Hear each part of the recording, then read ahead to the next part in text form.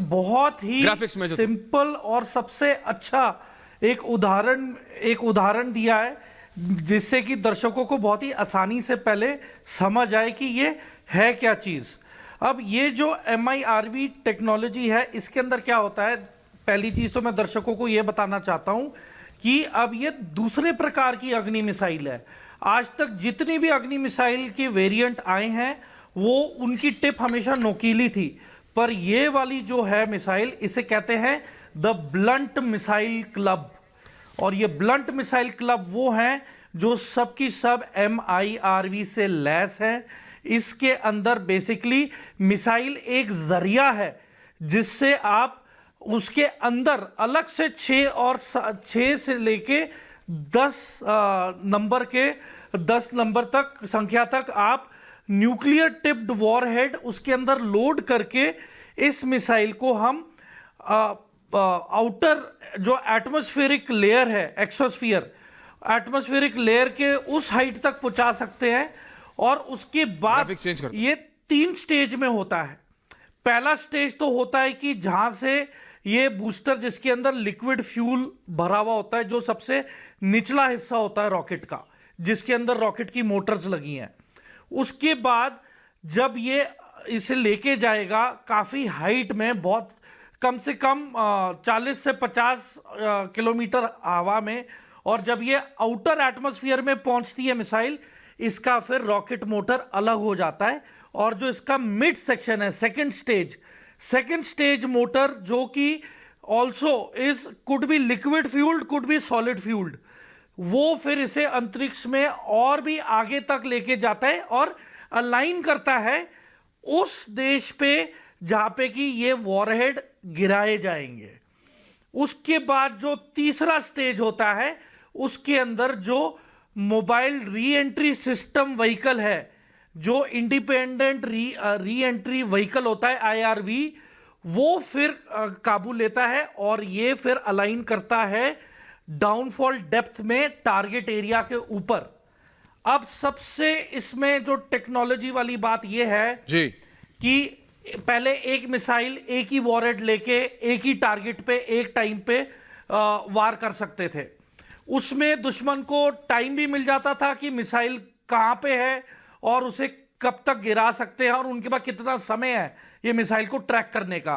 पर अब ये जो मिसाइल है, ये कॉम्पोजिट मटेरियल की बनी है, इसको डिटेक्ट करना बहुत ही मुश्किल होता है। ये अलग अलग धातु के मिश्रण से बनी हुई है, तो बेसिकली ये स्टेल्थ मिसाइल है। और जब ये मिसाइल एक जरिया है जो लेके जाएगा, और इसमें से फिर जो इंडिपेंडेंट री एंट्री व्हीकल है, उसके अंदर 3 से लेके 10 न्यूक्लियर मिसाइल्स, या जिसे वॉरहेड कहते हैं, न्यूक्लियर वॉरहेड से लैस हो सकता है, या फिर एक कन्वेंशनल वॉरहेड जो नॉन न्यूक्लियर है उससे ये लैस हो सकता है। और एक समय पे ये कम से कम 10 अलग अलग लोकेशंस पे ये वॉरहेड जाके अपने टारगेट को नष्ट और नाबूद कर सकते हैं। तो इसमें अब दुश्मन में खौफ ये आ चुका है कि इसका तोड़ क्या निकालें, क्योंकि इसके सामने आप US की पेट्रियट मिसाइल ले आओ, या फिर इजराइल में जो यूज हो रहा है आयरन डोम सिस्टम, आप उसको भी ले आइए। तो ये जितने भी सिस्टम्स हैं एंटी मिसाइल वाले, वो इन मिसाइल्स को गिराने में असमर्थ हैं, क्योंकि इनकी स्पीड 22 माक तक जाती है, जो कि 22 गुना स्पीड ऑफ साउंड से भी ज्यादा तेज है। तो अब ये बिल्कुल घबराहट की बात है। चाइना इसको, देखिए चाइना के पास भी अलग से एक मिसाइल सिस्टम्स है जो ये 2018 में लेके आ चुके हैं, वो है डोंगफेंग। डोंगफेंग के 2 वेरिएंट है चाइना के पास, एक है डोंगफेन 5C और डोंगफेन 4C। बोलिए बोलिए मेजर, प्लीज एंड एक एक करके सबके पास आ रहा हूं, बताइए। तो बेसिकली ऐश्वर्या, ये जो अब मिसाइल हमने बनाई है, ये जो डोंगफेंग DF सीरीज है, जो चाइना की जो DF सीरीज है, इंटरकॉन्टिनेंटल बैलिस्टिक मिसाइल, जिसमें ये मल्टीपल न्यूक्लियर वॉरहेड ये भी डिलीवर कर सकते हैं, और इनकी स्पीड कम से कम 22 से 23 माक तक जा सकती है। तो इसको काउंटर करने के लिए हमने ये वाला सिस्टम हूबहू बनाया है, और ये सेम सिस्टम जो पाकिस्तान की अबाबील मिसाइल थी, जो पिछले साल अक्टूबर के आसपास इन्होंने टेस्ट की थी और वो उसका टेस्ट फेल कर गई थी और कैजुअल्टीज भी हुई थी क्योंकि ये पाकिस्तान में जाके वापस गिरी थी। तो अबाबील एक किस्म से एमआरवी टेक्नोलॉजी ही अपनाने की कोशिश कर रहा है पाकिस्तान, जो कि असफल है। और चाइना के पास अभी ये टेक्नोलॉजी है, और चाइना ये भी तैयारी कर रहा है कि यदि ये अगर हमारे पास अभी ये मिसाइल आ चुकी है तो ये अभी स्टेल्थ बॉम्बर है, H-20 स्टेल्थ बॉम्बर। ये अब चाइना इसे डेवलपिंग फेज में है, ताकि यदि अगर हम एमआरवी टेक्नोलॉजी से इनको काउंटर कर सकेंगे तो फिर ये अपने डेप्थ में एयर स्पेस के अंदर अपने स्टेल्थ बॉम्बर भेजने की कोशिश करेंगे ताकि ये हम पे वार कर सके। बिशंबर दयाल भी हैं, कर्नल शैलेंद्र भी हैं। मैं पहले जनरल साहब के पास जा रहा हूं, मेजर और उसके बाद कर्नल साहब मैं आ रहा हूं आपके पास भी। जनरल बिशंबर दयाल, जनरल साहब, ये अग्नि 5 कहा जाता था, US and the Russian agencies were working on it, मतलब 1970 से इस पे काम चल रहा था, मल्टी पे रखिए, बट भारत इसको अब अचीव कर पा रहा है। और ये जो MIRV है, इस पे बहुत ज्यादा जोर दिया जा रहा है कि ये जो MIRV टेक्नोलॉजी है, इससे आप दुश्मनों, मतलब दुश्मन सोच नहीं सकता, and you will be able to attack it. General साहब, मैं आपका पॉइंट ऑफ व्यू जानना चाह रहा हूं इस पे। जनरल साहब, मल्टी प्लीज। जनरल देखिए ऐश्वर्या, पहले तो पूरा का पूरा जो मेरे से पहले वक्ता हैं, मैं क्योंकि लेट ज्वाइन किया, उन्होंने बहुत अच्छी तरह टेक्नोलॉजी एक्सप्लेन की है, उन्होंने इसकी कैपेबिलिटीज़ एक्सप्लेन की हैं।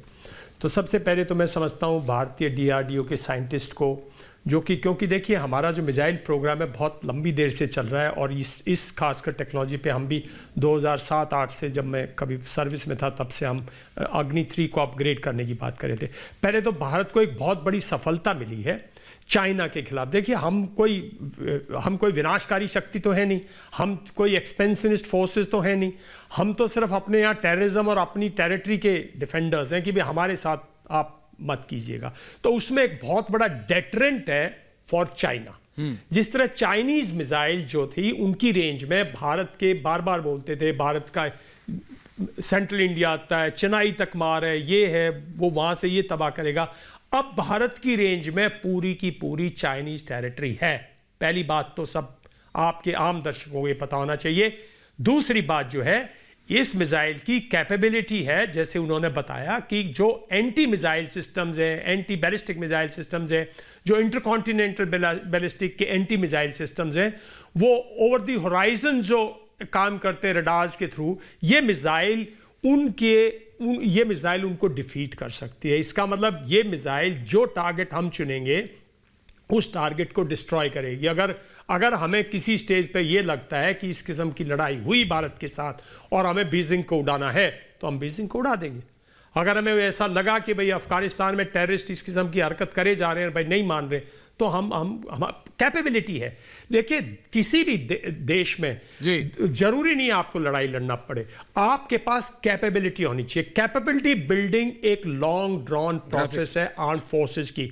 आपने देखा ऐश्वर्या, हम सब ने कितनी बार डिबेट की है, दुनिया बहुत अनस्टेबल है, दुनिया के अंदर खलबली मची हुई है, कहीं कोई शांति नहीं है, और UN बिल्कुल डिफंक्ट हो चुकी है। ऐसे माहौल में अपने आप को सक्षम करना, अपनी सेनाओं को सक्षम करना, अपने देशवासियों को बताना कि आप बिल्कुल चैन से सोइए, हम हैं, हमारे पास सब कुछ है, दुश्मन के पास जो है, ये एक बहुत बड़ी अचीवमेंट है। मैं समझता हूँ आज भारत के लिए बहुत बड़ा दिन है। हमें अपने साइंटिस्ट को मुबारकबाद देनी चाहिए, DRDO के साइंटिस्ट को मुबारकबाद देनी चाहिए।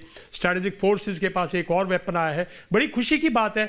और इसमें एक बात और हमें ध्यान में रखनी पड़ेगी कि हमें ये नहीं कि भाई ये मिसाइल सिर्फ दुश्मन की, हमें डेप्थ भी तो देती है ना। जरूरी नहीं कि हम हर एक चीज विंडो में लगा के और 7000 किलोमीटर रेंज अचीव करें, 3000 किलोमीटर रेंज अचीव करें। हम अपनी कंट्री की डेप्थ को, इंडिया के अंदर बहुत डेप्थ है, हम अपनी डेप्थ को यूटिलाइज करके पाकिस्तान, चाइना सबको एक न्यूट्रलाइज कर सकते हैं, एक थ्रेट को न्यूट्रलाइज कर सकते हैं। तो बहुत बड़ी अचीवमेंट है ऐश्वर्या, और मैं समझता हूँ आपके माध्यम से आपने बहुत अच्छा टॉपिक लिया आज के दिन, क्योंकि आज तो देश में पॉलिटिकल, ये सरकारें वो गिर गई, ये बन गया, उसमें छोड़ के आपने देश की सुरक्षा का मुद्दा उठाया। Congratulations to you and